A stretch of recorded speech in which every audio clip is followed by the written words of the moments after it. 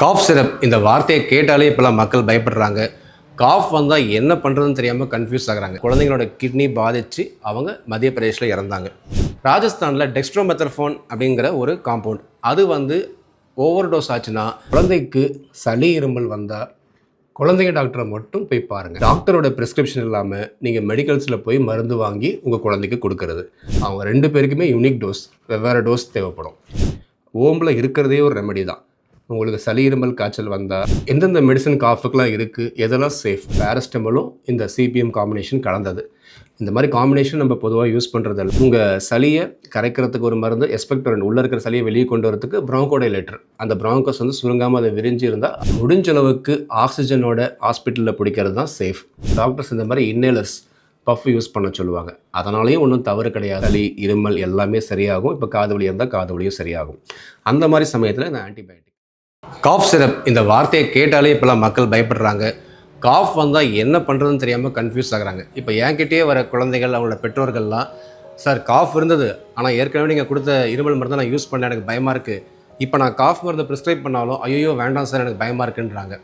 So இப்போ நடந்த பிரச்சனைகளை சுருக்கமாக நான் சொல்லி முடிக்கிறேன். மத்திய பிரதேஷ்லேயும் ராஜஸ்தான்லேயும் காஃப் சிரப் சாப்பிட்டு சில குழந்தைகள் இறந்தாங்க. மத்திய பிரதேஷில் என்னாச்சு, கோல்ட்ரிஃப்னு ஒரு மருந்து, அதில் கலந்த சால்வெண்ட், அதாவது அந்த பொடி மாதிரி இருக்கிற கெமிக்கலை டிசால்வ் பண்ணுறதுக்கு ஒரு சால்வெண்ட் யூஸ் பண்ணுவாங்க. அது ப்ரோபிலின் கிளைக்காலுங்கிறது சேஃபானது.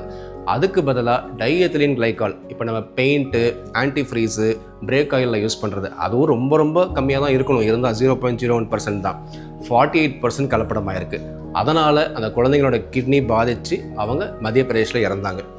ராஜஸ்தானில் டெக்ஸ்ட்ரோமெத்தர்ஃபோன் அப்படிங்கிற ஒரு காம்பவுண்ட் அது ஓவர் டோஸ் ஆச்சுன்னா நம்ம காஃப் சென்டரை டிப்ரெஸ் பண்ணுறது மட்டும் இல்லாமல் ரெஸ்பிரேட்டரி சென்டர், அதாவது பிரெயினில் நம்ம மூச்சு விடுற அந்த சென்டரையும் டிப்ரெஸ் பண்ணி நம்ம மூச்சு ஒழுங்காக விட முடியாமல் அந்த குழந்தைங்க இறந்துருக்காங்க. இதனால் ரொம்ப பேனிக் ஆக வேண்டாம். ஏன்னா அந்த பேட்ச் எல்லாத்தையும், அந்த மெடிசன்ஸ் எல்லாத்தையுமே கவர்மெண்ட் வித்ட்ரா பண்ணிடுச்சு.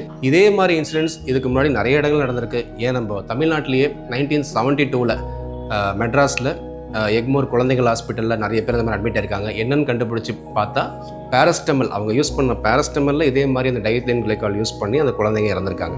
ஸோ நிறைய இன்சிடென்ட்ஸ் இருந்திருக்கு முன்னாடியே. இந்த இன்சிடென்ட்ஸ்க்கு அப்புறம் நம்ம இன்னும் கேர்ஃபுல்லாக இருக்கணும். ஆனால் பேனிக் ஆக வேண்டாம். நாங்கள் இருமல் வந்தால் என்ன சார் பண்ணுறது அப்படின்னு நிறைய பேர் என்கிட்ட கேள்வி கேட்டாங்க. இருமலை எப்படி மேனேஜ் பண்ணுறது?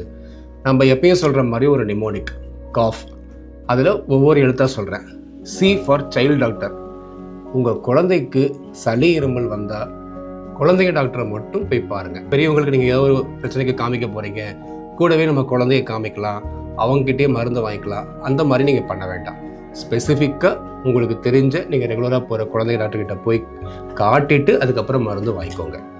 அடுத்து ஓ ஃபார் ஓவர் த கவுண்டர். அப்படின்னா தமிழில் புரியும்படியாக சொல்லணுன்னா, டாக்டரோட ப்ரிஸ்கிரிப்ஷன் இல்லாமல் நீங்கள் மெடிக்கல்ஸில் போய் மருந்து வாங்கி உங்கள் குழந்தைக்கு கொடுக்கறது, அதை கண்டிப்பாக பண்ணக்கூடாது. நீங்கள் அதுக்கு மருந்தே கொடுக்காமல் இருக்கலாம். உங்கள் டாக்டரோட ஆலோசனை இல்லாமல் மருந்து நீங்கள் வாங்கவே கூடாது. அடுத்து யூ ஃபார் யூனிக். ஒவ்வொரு குழந்தைக்கும் ஒவ்வொரு யூனிக்கான ப்ராப்ளம் இருக்கும். சப்போஸ் ஒரு 10 வயசு குழந்தை, 4 வயசு குழந்தை ஒரே வீட்டில் இருக்காங்க. அந்த 10 வயசு குழந்தைக்கு காஃப் வேறு காரணத்தினால வந்திருக்கலாம், அந்த 4 வயசு குழந்தைக்கு வேறு காரணத்தினால வந்திருக்கலாம். ஸோ ஒவ்வொரு குழந்தைக்குமே யூனிக் ப்ராப்ளம் இருக்கும். அவங்க 2 பேருக்குமே யூனிக் மெடிசன் மருந்து தேவைப்படும். அவங்க 2 பேருக்குமே யூனிக் டோஸ், வெவ்வேறு டோஸ் தேவைப்படும். ஸோ அதை நம்ம புரிஞ்சுக்கணும். அடுத்து ஜி ஃபார் குட் ஹேபிட்ஸ். இப்போ நம்ம குழந்தைங்க, நம்ம பெரியவங்களும் சேர்ந்து வீட்டில் குட் ஹேபிட்ஸ் ஃபாலோ பண்ணால் காஃப் வரதை தடுக்க முடியும். மைல்டு காஃப் இருக்கும்போது அது சீக்கிரம் சரியாயிடும். உதாரணத்துக்கு நம்ம ஹெல்த்தியான ஃபுட் ஹேபிட்ஸ், வெளியே போய் சாப்பிட்றதில்ல, வீட்டில் ஃப்ரிட்ஜ் ஐட்டம் சாப்பிட்றதில்ல, அப்புறம் நல்ல ஒரு ஹைஜீனிக் மெஷர்ஸ், நல்லா பல் தேய்க்கிறோம், அப்பப்போ ஸ்டீம் ரிலேஷன் பண்ணிக்கிறோம், நம்ம மாஸ்க், அதாவது வெளியில் போனால் மாஸ்க் போட்டுக்கிறோம், நம்மளுக்கு ஏதாவது சளி இருமல் இருந்தால். அந்த மாதிரி நம்ம எல்லா விஷயத்தையும் கடைபிடிக்கும் போது முடிஞ்ச அளவுக்கு நம்ம காஃப் வராமே தடுக்கலாம். வந்தாலும் நம்ம சீக்கிரம் குணமாயிடும். அடுத்து ஹச் ஃபார் ஓம் ரெமெடி. ஓம்பில் இருக்கிறதே ஒரு ரெமெடி தான். உங்களுக்கு சளி இருமல் காய்ச்சல் வந்தால் ஸ்கூல் போகாமல் குழந்தைங்க வீட்டில் ரெஸ்ட் எடுத்தாலே சீக்கிரம் சரியாக போயிடும். அது இல்லாமல் நீங்கள் நான் சொல்ல மாதிரி ஆவி பிடிக்கிறது, சுடு தண்ணி கொடுக்கறது, சில பேர் இப்போ நம்ம பூண்டு சாப்பிட சொல்லுவாங்க, சில பேர் துளசி கசாயம் சாப்பிட சொல்லுவாங்க. அந்த மாதிரி அதுவும் உங்கள் டாக்டரோட அட்வைஸ் கேட்டு அந்த ஓம் ரெமெடிஸ் கொடுங்க. முடிஞ்ச அளவுக்கு நீங்கள் ஓமில் ரெஸ்ட் எடுத்தாலே சீக்கிரம் சரியாக போயிடும். ஸோ இந்த 5 விஷயங்களை ஞாபகம் வச்சுக்கோங்க. சரி, இதெல்லாம் ஓகே டாக்டர், நீங்கள் சொல்லிட்டீங்க. நிறைய பேர் இதான் சொல்கிறாங்க, இருமலுக்கு நீங்கள் மருந்தே கொடுக்கலாம் கூட பரவாயில்ல, வீட்லேயே இருந்து பார்த்துக்கோங்க. நான் அதெல்லாம் இருந்து பார்த்துக்கிட்டேன். இருந்தாலும் எனக்கு என் குழந்தையோட கண்டிஷன் இம்ப்ரூவ் ஆகலை, அந்த காஃப் சரியாகலை, என்னென்ன மெடிசன் கொடுக்கறது, எந்தெந்த மெடிசன் காஃபுக்கெலாம் இருக்குது, எதெல்லாம் சேஃப், அதை பற்றி கொஞ்சம் சொல்லுங்கள். நிறைய பேர் கேட்டாங்க. என்னென்ன இருமல் மருந்து சளி மருந்துன்னு சொல்கிறதுக்கு முன்னாடி காஃப் எதனால் வருது? ஸோ நம்ம பேத்தாலஜிக்கலாக பார்த்தோம்னா URI middle respiratory infection, lower respiratory infection சொல்லுவோம். அப்பர்னு சொல்லும் போது இந்த காது மூக்கு தொண்டை சம்மந்தப்பட்டது, மிடில் வந்து சுவாச குழாய் சம்மந்தப்பட்டது, லோயர் வந்து பார்த்திங்கன்னா நம்ம நுரையீரல் சம்மந்தப்பட்டது. இதில் ட்ரை காஃப், வெட் காஃப்னு நம்ம பிரித்து சொல்லுவோம். இன்ஃபெக்ஷனால் வருது, அலர்ஜினால் வருது, நம்ம நிறைய காரணங்கள் இருக்குது. ஸோ அதெல்லாம் நம்ம ஒரு பேசிக்காக நீங்கள் தெரிஞ்சுக்கிட்டால் போதும். என்னென்ன மெடிசன்ஸுங்கிறத போது இப்போ நம்ம பார்க்கலாம். பேசிக்கான மருந்துகள் வந்து நம்ம ஆரம்பிப்போம். ஒரு குழந்தைக்கு சளி வருது, இருமல், காய்ச்சல் இருக்குது அப்படின்னா நான் யூஸ்வலாக பேரண்ட்ஸ் கிட்ட சொல்கிறது, வீட்டில் பேராசிட்டமால் மட்டும் நீங்கள் எமர்ஜென்சிக்கு யூஸ் பண்ணிக்கலாம். வேறு எந்த மருந்துமே நீங்கள் பழைய மருந்தாலும் சரி, இல்லை போய் நீங்களே மெடிக்கல்ஸில் போய் யூஸ் பண்ணாதீங்கன்னு தான் நான் சொல்லுவேன். ஸோ பேராசிட்டமால் பேசிக் மருந்து. இது வந்து நீங்கள் வீட்டில் உங்களுக்கு அந்த குழந்தைக்கு வெயிட்டுக்கான அளவு ஏற்கனவே உங்கள் டாக்டர் சொல்லியிருப்பார், அந்த அளவு கொடுத்துட்டு வேறு எந்த மருந்தும் நீங்கள் எக்ஸ்ட்ரா கொடுக்க வேண்டாம். டாக்டர்கிட்ட கூட்டிகிட்டு வாங்க, அதுக்கப்புறம் நம்ம மற்ற விஷயங்களை பார்த்துக்கலாம். அடுத்து சளிக்கான மருந்துகள். இப்போ உங்கள் குழந்தைக்கு இருமல் அதிகமாக இல்லை, மூக்கு சளி மட்டும் இருக்குது அப்படின்னா அந்த செக்ரீஷனை குறைக்கிறதுக்கு, அந்த இரிட்டேஷனை குறைக்கிறதுக்கு ஆன்டிஹிஸ்டமின்ஸ்னு சொல்லுவோம். இந்த மாதிரி செட்ரிசின், லீவோசிட்ரிசின், ஃபெக்ஸோஃபெனின், அந்த மாதிரி நிறைய இருக்குது. காலங்காலமாக நம்ம யூஸ் பண்ணிகிட்டு இருக்கிறது தான். சிபிஎம் ஃபினிலெஃப்ரின் காம்பினேஷன் அதுவும் இருக்குது. ஆக்சுவலாக அந்த கோல்ட்ரிஃப் மருந்து பார்த்திங்கன்னா இந்த பேராசிட்டமாலும் இந்த சிபிஎம் காம்பினேஷன் கலந்தது. இந்த மாதிரி காம்பினேஷன் நம்ம பொதுவாக யூஸ் பண்ணுறதில்ல. யூஸ் பண்ணுறதுனால தவறு கிடையாது. யூஸ் பண்ணும்போது கொஞ்சம் இந்த ட்ரௌசினஸ்லாம் வராமல் இருக்கிறதுக்கு நம்ம பார்த்து அதை டோஸ் கரெக்டாக கொடுக்க சொல்லணும். அது இல்லாமல் இது வந்து காஃப் சப்ரசன்ட்னு சொல்லுவோம். அதாவது சிபிஎம்ங்கிற மருந்தும் இருக்கும், கூட டெக்ஸ்ட்ரோமெத்தர்ஃபன். இது வந்து அது காஃப் சப்ரசன்ட். நம்ம ராஜஸ்தானில் நம்ம யூஸ் பண்ண மருந்து இந்த டெக்ஸ்ட்ரோமெத்தர்ஃபன் தான். இது என்ன பிரச்சனைனா, நம்ம பெரியவங்களுக்கு கொடுக்கலாம், ஒரு அளவான டோஸ், ஒரு 5 ml அந்த மாதிரி கொடுக்கலாம்.